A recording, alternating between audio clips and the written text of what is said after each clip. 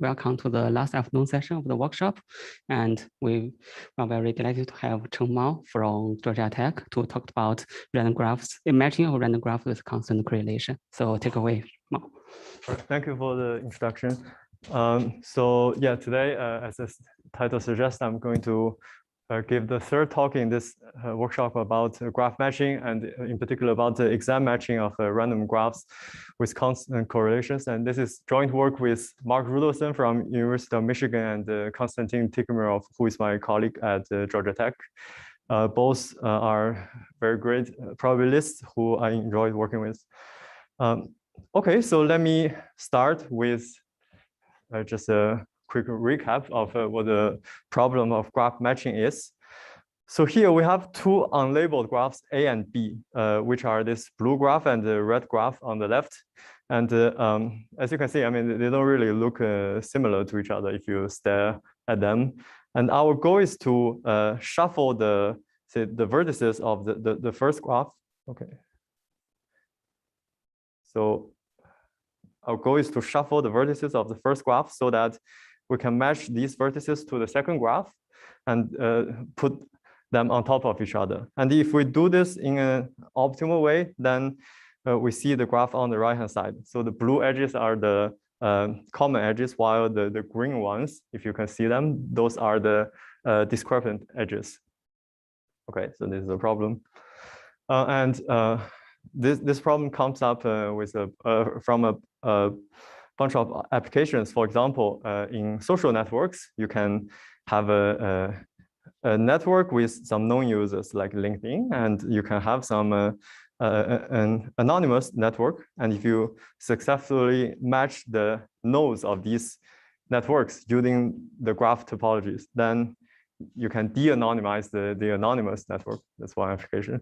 And for example, in computational biology, you can also have protein-protein interaction networks where if you match the mouse network to the human network, then you can do some experiment with the mouse network to discover some functions of the proteins in the human network. Right? Like in computer vision, you can also use graph matching to match shapes. So the way to do this is like you build a triangulated mesh graph on top of each shape like this.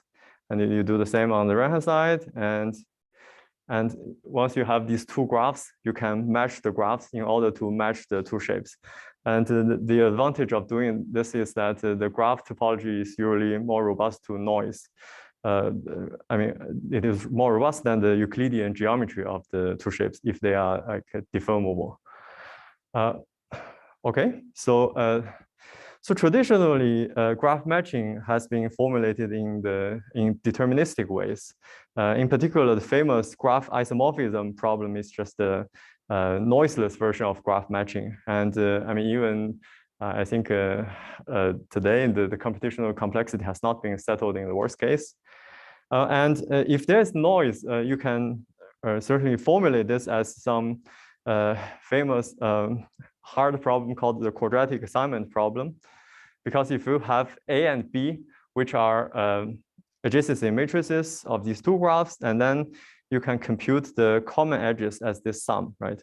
So here, the pi is a permutation which acts on the rows and columns of this adjacency matrix. So this is a permutation of the vertices of the graph A, right? And this formula just counts the total number of common edges. But unfortunately, this formulation is NP-hard in the worst case. So yes, we need some models. And let me quickly go over this model again, although you have seen this a couple of times. So here, A and B are marginally GMP graphs. They are supposed to be correlated through a ground truth matching pi star. And so there's only one key quantity you need to remember, which is the noise level or the correlation. So here, delta is defined to be the probability where you have an edge in A, but you don't have the corresponding edge in B.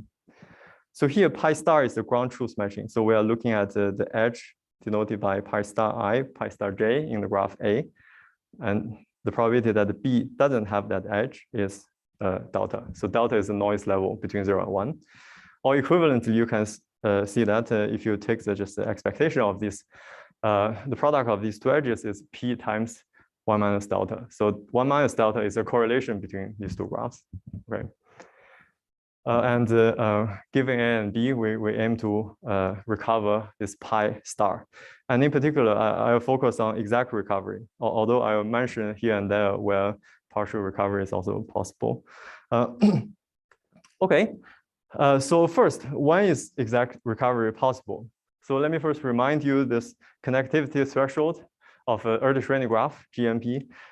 So as long as NP exceeds log n, so here I put a constant slack here. So epsilon is some fixed constant larger than 0 that can be arbitrarily small. So as long as this condition holds, the graph is connected almost surely as n goes to infinity. So this gives, I guess, a necessary condition for exact recovery to be possible. That is, if we consider this so-called intersection graph, so we simply consider the common edges of these two graphs when they are matched perfectly. And this is a GNP times 1 minus delta graph.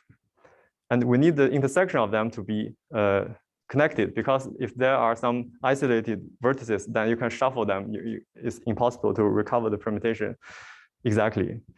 So this gives basically a necessary condition for exact recovery. And yes, so if you look at this condition, if NP is just a little bit above log n here, then right-hand side, you have a log n, right? If you cancel these, you see that as long as delta is a small constant, depending on epsilon, this inequality holds, right? So that is basically the goal of this talk. The goal of this talk is that I'm going to give an algorithm such that under this condition, we can successfully recover the permutation. Okay, but before that, let me just do a review of some selected results in the literature. So first, I said that this condition is almost necessary, right? Up to this constant epsilon. And it's actually also sufficient, as shown by Kulina Kiavash and also Yiho and Jiaming here, and Sophie here. So I think there are more precise results in these papers, but I'm just showing the main condition, which coincides with the one that I showed earlier. But unfortunately, this is through maximum likelihood estimation, so which is basically a quadratic assignment, and that takes exponential time. And also, Barak et al. Showed a sub-exponential time algorithm, which is still super polynomial time. Yes? A quality polynomial. Okay, I apologize for that. Yeah, so it's n to the log n, right? Okay, sorry about that. Yeah, so the condition is that still the correlation can actually, so if you look at this one, the correlation can still be actually close to 0 in order for this to succeed, which is great, but still we don't have a poly time algorithm yet. If we move to a poly time algorithm, then the picture suddenly starts to change, because we only know that when the noise delta is smaller than something vanishing, can we recover the permutation? And this is a bit different from the situation when we are allowed to use infinite computational power, right? And especially, it seems after a lot of works, it seems constant threshold is a bottleneck for polynomial time algorithm. I mean, although it's still a conjecture. So I think that the point of our work is to see that whether it's possible to achieve constant threshold, at least in some regime, right? And the regime we consider is that the average degree is above the connectivity threshold. but it's still quite small. So we're considering essentially some sparse graph. And we show that, well, at least in this regime, you can achieve constant threshold. So here, delta 0 is some constant that depends only on epsilon. Okay. Okay, so that is the purpose of our algorithm. Yes. Yes, I will get to that. Yeah. Okay, so let me just move to the algorithm and the analysis. I sort of described the analysis and the proofs along the way. Okay. So the general idea of the algorithm, or rather class of algorithm, is that we want to associate some signature to each vertex in each graph. And we do this for both all the vertices in A and all the vertices in B. And if we take a pair of vertices, if this pair of signatures are close enough, then we match these two vertices. If they are far apart, then we don't match. So this is a general meta algorithm. But the point is that how should we design this signature? Right? So I guess the most naive signature is the degree. But unfortunately, this certainly doesn't work because if you consider the concentration of the degree, it's average minus the standard deviation to average plus the standard deviation. So if you put n degrees in this small buckets, I mean, you are certainly going to have some vertices with the same degrees. So there's no separation. So you cannot use the degrees to as a signatures. Right? So so starting from there are some amazing works in the literature.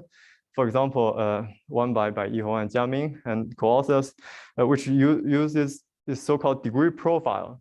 So here, degree profile just means neighbors degrees. So we not only look at the degree of the vertex I, we also look at its neighbors degrees, and we use the empirical distributions of the neighbors degrees to as a signature to match the vertices. Okay, but this algorithm requires vanishing noise rather than a constant level noise. Okay.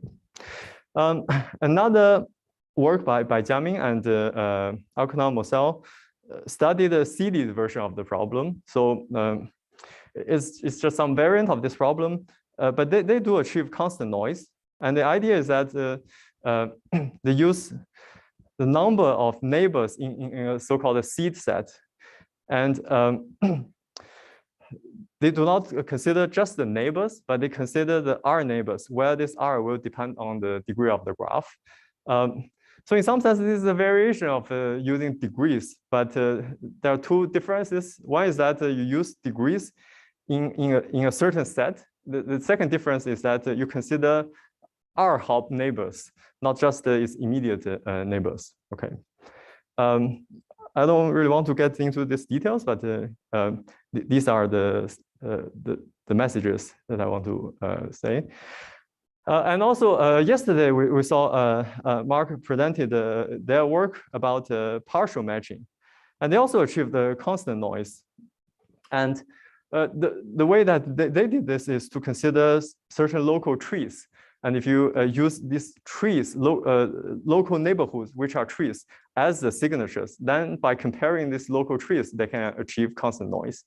And the lesson here is that they consider trees of depth, I think, of order log n.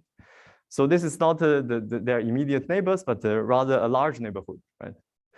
So I guess the lesson from these papers and also other papers that I'm not listing here is that we can use degrees statistics, but they're not like plain degrees. We have to use them in some clever way. And also we do want to explore large neighborhoods, because if you stop at your second neighbor, third neighbor, yeah, perhaps the noise condition is not going to be constant, but rather vanishing.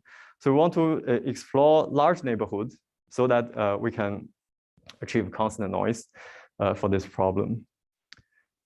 Okay, so before I start describing our algorithm, let me just show you the main theorem. So if we observe this A and B with this latent matching called pi star. So in many places, I will basically take pi star to be the identity, just for simplicity.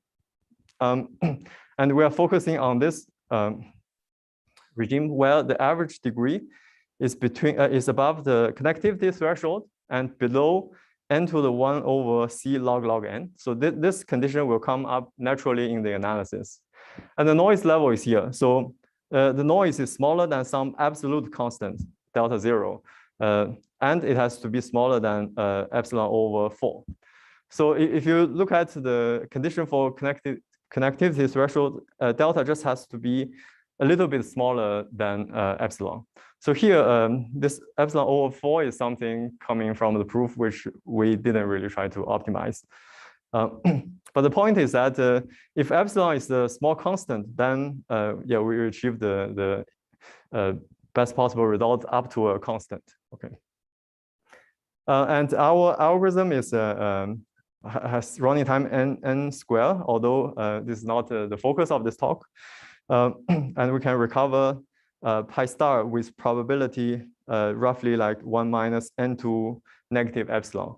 So note that this cannot get improved because basically when you have this condition, then the graph is connected only with this probability. So this is the best probability that we can hope for in this regime. Okay.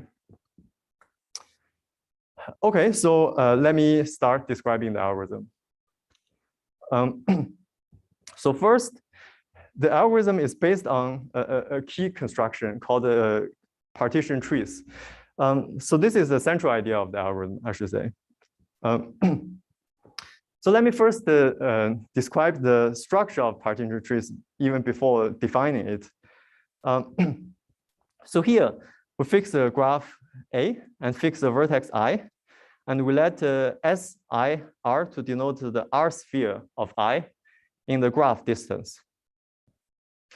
Okay, and the partition tree is basically some tree rooted at I. And it is a complete binary tree, meaning that, okay, let me draw it this way. Meaning that it has, I has 2 children first, right? And then these 2 children's further have 4 children. But note that each node here is not a vertex, but rather a set of vertices. And they are denoted by TR sigma. Here, T is the tree, R is the, depth. So here, this first node is T0. Second level, or first level children are called T1 subscript +1 and T1 subscript -1, right? And for the second level children, we have T2 +1 and T2 +1 -1, T2 -1 +1, and T2 -1 -1, okay? So they are indexed by this sigma, which is a binary vector of length R, where R is the level, okay? And then if you just look at a fixed level, then these nodes form a partition of the R sphere centered at I, okay? So this is a structure of this tree, okay? And note that I'm already restricting my attention to the case where the neighborhood of I is indeed a tree, and not only the neighborhood, but actually the M neighborhood. M is of size C times log n, where C is just some constant, taken to be 22 in the paper, actually. So actually, maybe you have already seen where the condition on the upper bound on the degree is coming from, but I'll get to that. Okay, so this is the structure of the partition tree. And what is the actual definition? So note that here, I'm just redrawing the tree here, okay? And so we're going to define it in an iterative way. We start from the vertex I, which is called T0. And I go downwards for R from 0 to n minus 1, I then define each node in this level. Okay. Okay, and basically the idea is that I define a half. First, go to the first level. I define half of the nodes as some high degree nodes. So these are high degree, while the other half of the nodes are defined as low degree nodes. So I split the set of first level children of I into two parts, one according to their degrees. And if you look at the definition here, yeah, so this is a condition where you split the children into two halves. And here I use n to denote the neighbor of all vertices in a set S. So essentially, given T in the R's level indexed by sigma, I define TR plus 1, sigma plus 1 as the children of TR's of vertices in TR sigma, which have high degrees. And this intersection just means that I'm only looking at the R plus 1 neighbors when I'm defining the nodes in level R plus 1 in this tree. But this part will not appear when the neighborhood of I is indeed a tree. Right? Okay. And then use the graph? Or? Yes, because in reality, yeah, I mean, it's hard to tell if your neighborhood is indeed a tree or not. I mean, it's not that hard, but we don't really need this extra step. So we just define this to be the plane degree. And this won't matter in the analysis. Okay. Different keys with different signals in the depth. Oh, you mean the root sigmas side are different, and then the let's say the first neighbor set with different sigma. Could they be? No, they cannot intersect. For different sigma, they cannot intersect because these conditions never hold simultaneously, right? So I just mean for different sigma, not for. I just mean that we have sigma. The. Let's say I have a sigma plus 1 and also have a sigma prime plus 1. No, sigma not equal to sigma prime. Because okay, so inductively these sets are indexed by sigmas, right? And they form a partition. By definition, they should not intersect. And the reason is that if I start from here, if I already have a non-intersecting partitions of level R, then if I define sigma plus 1 as the index for the next part, it won't intersect with sigma minus 1, right? And this will also be disjoint from that one because this set is the neighbor indexed by sigma in the previous level, right? And this part is this part consists of vertices which are neighbors from their parents. So if these two sets do not intersect, these two sets will not intersect. So you are using the fact that the type of it is a tree. Oh, yes. Let me see. No, actually, I'm guaranteeing this to be a tree because I have this intersection here. So if I do not have this intersection, maybe you will have some conflict. But if I force myself to look at the tree, then you can consider a square. If it is not a tree, then a square basically, let's say we take one version. Oh, okay. Okay, you're right. Yes. Sorry about that. Yes. So we will restrict our attention to trees. Yes, that's actually a very good point. Yes. I'm just drawing trees directly, but you're right. Yes. Okay, so if the neighborhood of I is a tree, does the definition make sense? Okay. So I think this is the most important thing you need to take from this talk. So yeah, please ask any questions. Okay. All right. So if we define the partition trees of vertices in these two graphs, then what matters is the intersection, right? then it's actually easy to analyze the intersection for children's. Because, okay, so now I'm restricting to certain typical vertices I. So I describe what typical means in the next 2 slides. So here, because the size of neighborhood is roughly NP, and we roughly split them into half-half. So we have the nodes in the first level have size NP over 2, right? And because the 2 graphs have correlation delta, the intersection between the corresponding nodes of the partition trees in these 2 graphs have intersection, the typical size times 1 minus the noise, or 1, yes. And here, I mean, this is for the first neighborhood, I mean, this has a simple expression, but when we iterate, basically, this is some quantity that depends on delta. And the important thing is that it goes to 0 as delta goes to 0. If I let the noise to be very small, then this will always be very small. Okay, so yeah, basically it's saying that this set overlaps with that set a lot. Okay. Okay, so now this is the intersection in the first level children. Now I can move on to level M. Well, actually, here typical precisely means the M neighborhood of I is a tree, along with other 5, 6 conditions, which I'm not listing here. And the same story continues to hold. Basically, it's saying that the M's neighborhood of I, or rather M's sphere of I, has size NP to the power M.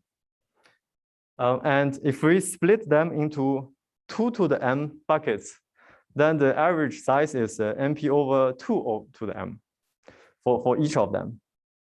Okay.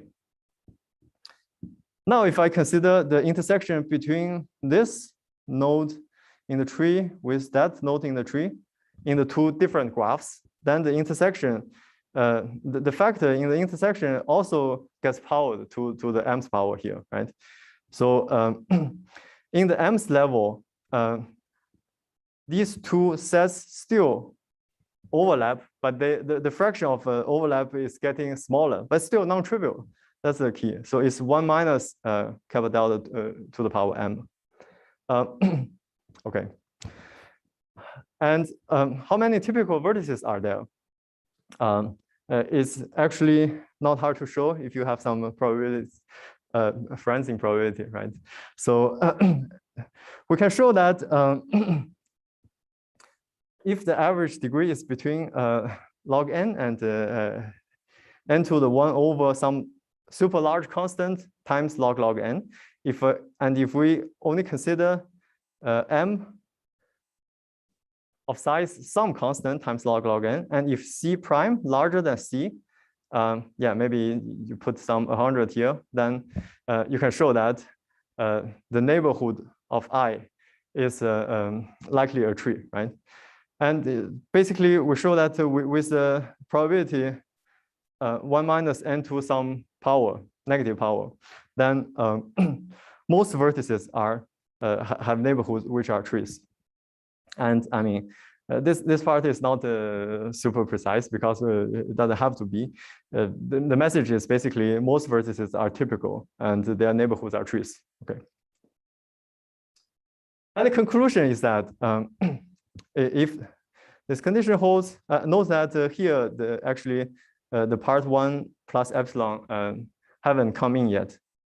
So, and also this constant times log n is not essential. Maybe we can have 0.1 log n. So this part actually holds for partial matching rather than exam matching, because we are already looking at typical vertices rather than all of the vertices. Right? Okay. And under this condition, for these typical vertices, leaves of the partition trees at I in the first graph and at I in the second graph, they have overlap, which is the typical size times this factor, which appeared earlier, right? And this factor will be important, and I will explain in a few slides. And also, you want to bound the intersection between leaves of partition trees at I in A and J in B, where I is not equal to J.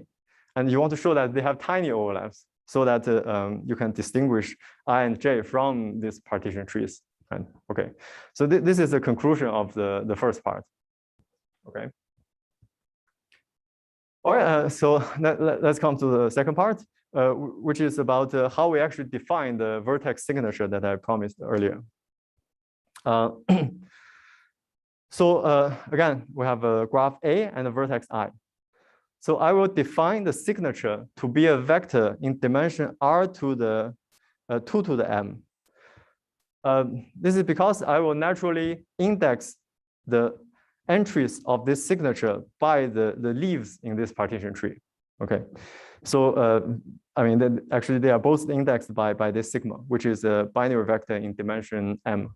Okay, and I should say that the definition of this signature here is not that important, because I mean, we have various ways to define it, and they all achieve the same result.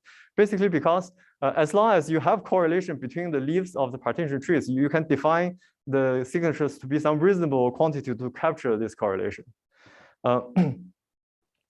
And here we specifically define it to be sum of degrees of neighbors of leaves of this partition tree. So it's like going another 2 steps down the tree, right? Which is sort of natural once you have already constructed this partition tree. But again, I think this part is not the key.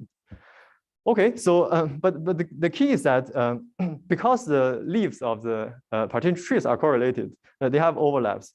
So if I consider the entry-wise differences between vertex signatures from these 2 graphs, then they are actually smaller than the typical size. So note that if I take I not equal to J and I consider I in A and J in B, if I consider the square difference of entry sigma between these vertex signatures, and I normalize by the appropriate variance. So these are all like explicit constants, and I can normalize it to have size 1. But because if I consider I and I from these 2 graphs that should be matched, then if I normalize by the same variance, then it's slightly smaller than 1. And that that factor here, it precisely comes from the overlap of the leaves of these partition trees. Okay, and okay, so this is where we actually gain some correlation between the vertex signatures. And okay, so here we can discuss how large this quantity is. So it's basically because M is, again, M is, let's say we have 20 log n. So if delta small, kappa delta small, then this quantity can be taken to be like a log to the negative 0.1, right? Which is larger than 1 over root log n, right? So I mean, 1 over root log n is not essential. I just pick some threshold here, okay? And this turns out to be the one threshold that separates the correlated part from the uncorrelated part, okay? Okay, and but that's not the whole story about the signatures. So the slight difficulty here is that the entries of the signatures are correlated because of some crazy intersections in these graphs. And here's an important idea, which is sparsification. So this means that so usually given entry-wise difference, let's just take the L2 difference, right? But here, if you take L2, the dependency becomes a bit crazy. And we instead take a uniform random subset of the index set, which is this binary vector of dimension m, right? And this, crucially, this index set I has size still polylog n, but it's much smaller than the entire length of this signature vector. So that when we compare the difference of two signature vectors, we consider a specified set of entries, okay? And then we consider this sparsified L2 difference, okay?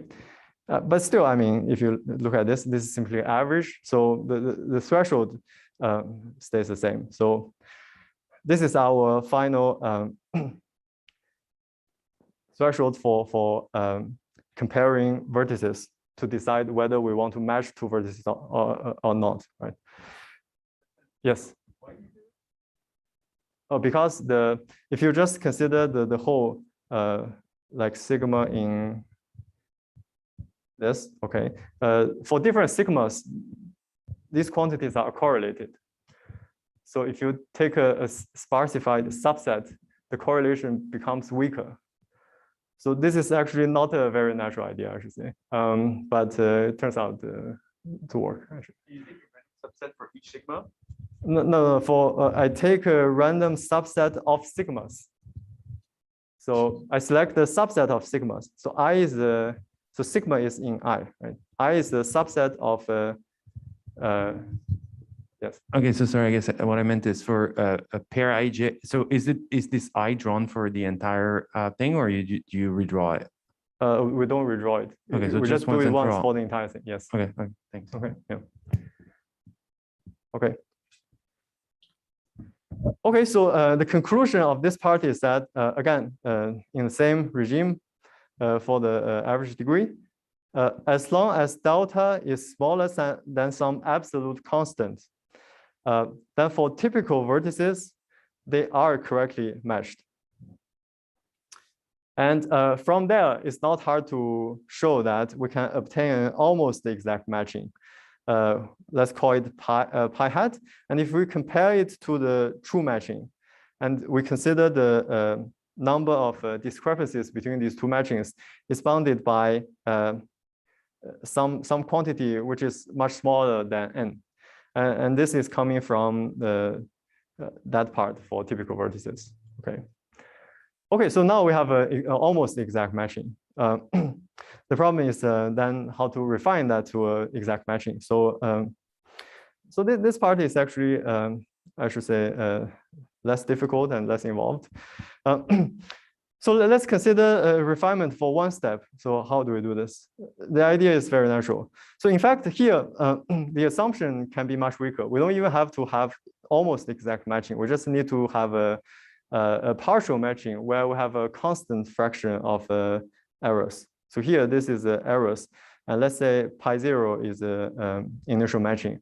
And in the actual algorithm, we simply take pi 0 to be the almost exact matching pi hat from the previous step. Okay. All right, so given this pi 0, what we do is that, so this might look a bit complicated, but if you, let's look at the first line. Let's just consider the neighbors of I in A and consider the neighbors of J in B. And because we don't know the matching, we just use the initial matching pi star as a matching between them, right? And if we compare the two neighborhoods, if they exceed some threshold, then I match them, okay? So that's very simple, right? Just by comparing one neighborhood of these vertices. And these two lines just guarantee that I don't want to do things in a wrong way. So I not only compare I with J, I actually compare I with all the other vertices of B. So for all K not equal to J in this graph B, the intersection of neighborhood has to be smaller. And I also do the same for all K not equal to I in the first graph, right? And okay, so if using this intersection of neighborhood, then that gives us some potential matching, which we call pi 1. Okay, so if you just do this, the matching won't be an actual permutation. So we just extend it to a permutation in a rather arbitrary way, and then this gives me a one-step refinement. Okay. And then we just do this multiple times. So why we can't do this iteratively to recover the exact matching? Well, that's because for this step with probability n to the negative epsilon over 10. So this is where the worst error probability comes into the picture. Okay, and if for the previous matching, the fraction of error is like lambda n, then for the next matching, we can show that we basically halve the error fraction here. And therefore, if we just do this L times, then the error becomes lambda n divided by 2 to the L when we do it L times. And we just iterate this log base 2 n times, then we get the exact matching. Okay, this is how the iterative refinement goes. Okay, and the conclusion is that if the average degree is above 1 plus epsilon times log n and below root n with some factor here.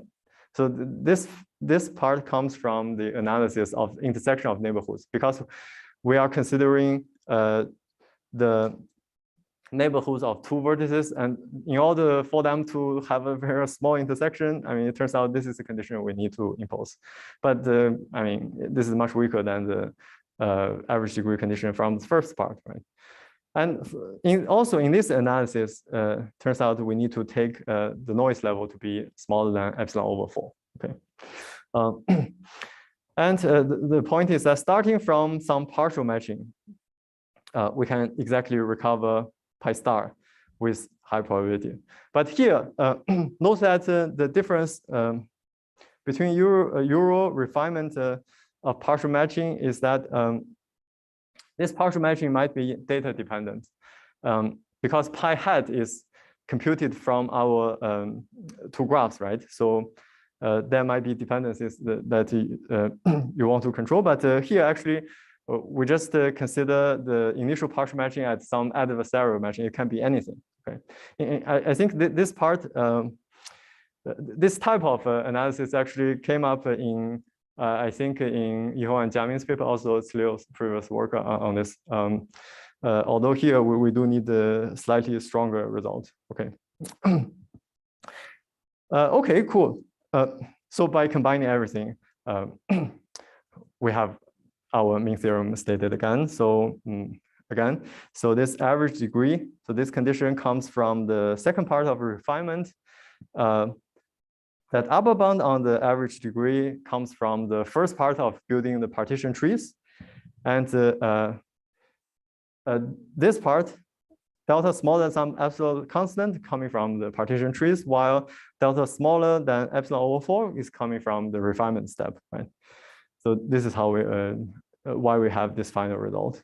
And yeah, I should say, if you just look at the algorithms carefully, because the graphs are sparse, you can do all sorts of operations in time n to the 2 plus some little of 1. Okay. Okay, so maybe I guess it's a time to discuss some future directions of works. I do think there are a lot of things to explore along this line of research. So first, about the theory of Erdős-Rényi graph matching.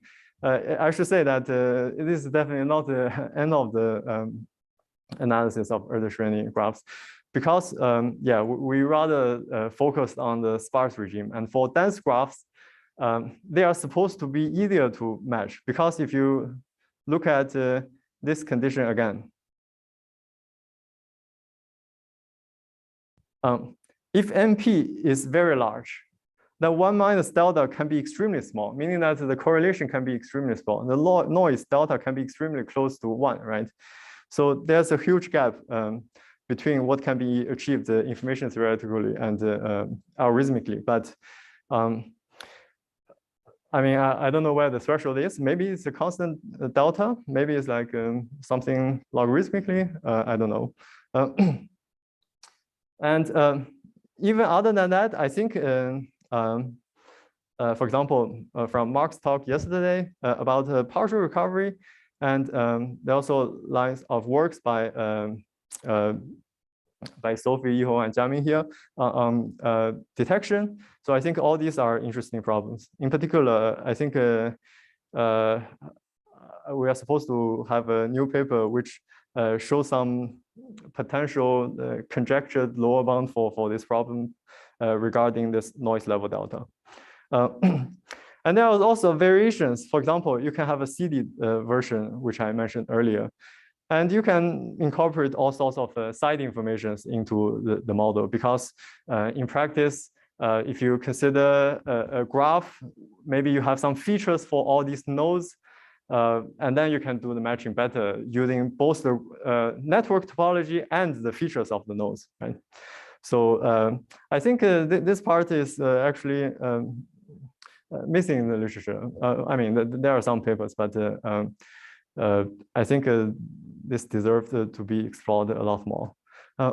And yeah, and furthermore, there are some other random graph matching models. For example, we did some earlier work on the universality of certain methods, and but there are also interesting models which do not fall into this universality class. For example, the preferential attachment model, which was considered by Nicholas here, and again by Nicholas about this correlated stochastic graph model, which was presented earlier this week. So that ends my talk. Thank you.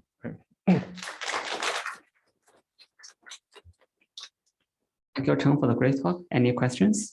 Can I ask Yes. a technical question? Yeah. So in the construction of the signature, would you mind go back to that part? Sure. So do you need to show that for fake pairs, the signature-based matching fails with probability less than 1/n? No, that's not what we do. Okay, let me. Yeah. Okay, so you're not taking a union bound over n we're minus not 1 fake taking pairs? No, let me explain a bit what we do. So, I mean, we are taking a union bound, but we're taking a union bound within the typical vertices, which happen with high probability. So it's like we have some typical vertices which potentially can be matched exactly, and so this is called, say, T for typical vertices, and we do analysis here with union bounds, and the probabilities are also all pretty high. Oops. And there are some creative vertices which, they can be connected anyway, or they can even connect it to this typical vertices. But we just ignore them. Sure. So you need this to succeed or fail with less than 1/t? But T is almost n, right? T is almost n. So I don't understand. Okay. So there is some algorithm to. Okay, so let me say that. So I can guarantee that within the set T, there are all the edges are correct, right? So you are worried about there are some edges from T complement to T, which no, I just meant no. Fi compared to Fj, right? Yeah, yes. For each I, there is most of the J's are. But for things in T, we do union bound, yes. Right, and then size of T is n minus some little. Yes. There we do a union bound over n. Yeah, I mean it can be n to any constant power. Sure. So you need this to succeed with probability like 1 minus a little of 1/n. Yes, but for typical vertices, they succeed with probability n to the negative 100. So. Oh, I see. So is this because this randomly sampled sigmas is sufficiently large? Randomly sampled. Yes. That part also holds with high probability. Yes. Okay. Thank you. Okay. Great. Any other questions?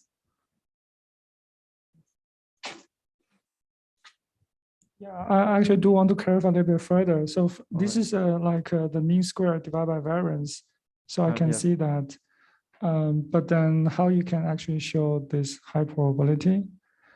Like you want to bound. Oh, okay. Yeah, so, I guess. Yeah. Yes. So I think this is not rigorous. So this is I'm just giving you some intuition about the entry-wise thing. The high probability part is coming from here.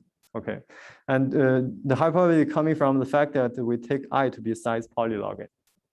Okay, so it's like a 2 to the polylog n is pretty large, right? So I see. And then in this case, like you do not make any matching errors, like in this first stage when you do partial matching. Matching errors. So like you do not match fake pairs. I just want to inside the set typical vertices, we do see. not make any errors, but outside we do make errors. I see. And then your algorithm actually cannot really distinguish whether it's a typical. No, we cannot. Okay. Right, yeah.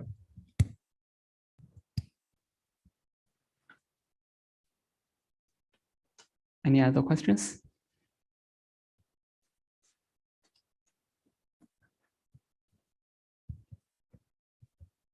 Chen, thanks for the nice talk. So I'm just wondering if you can provide some amount of intuition for the construction of this partition tree and this particular choice of the signature and sort of why you expected this to work, or yeah, so, I don't know if I understand the intuition. Yeah. Okay, so that's a good question. Let me see how.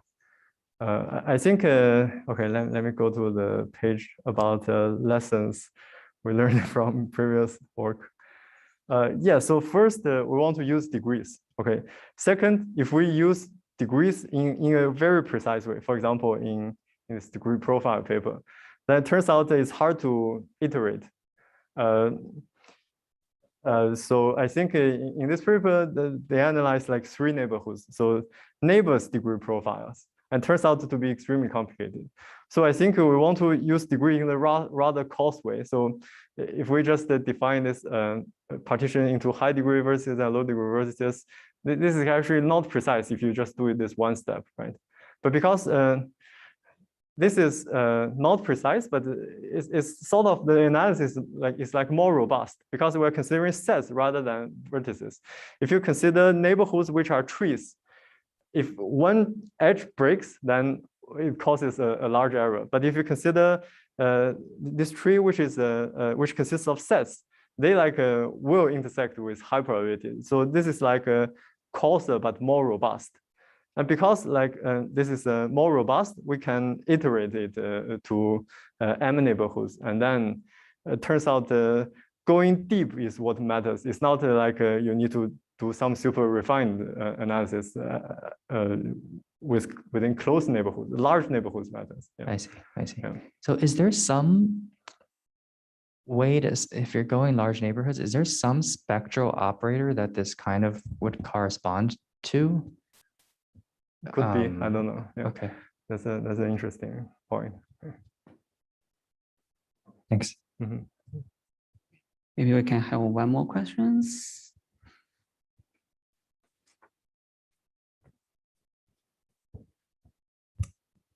So for the first step, you get almost exact recovery, and that's even for any constant log n, or constant so log n. So you don't need the 1 plus right. epsilon log n. Yes, and, yes. So you also get like a partial recovery for like constant degree, constant average degree? That's a good point. No, we don't have any concrete result there, but we think that might be possible. Because it seems like they could.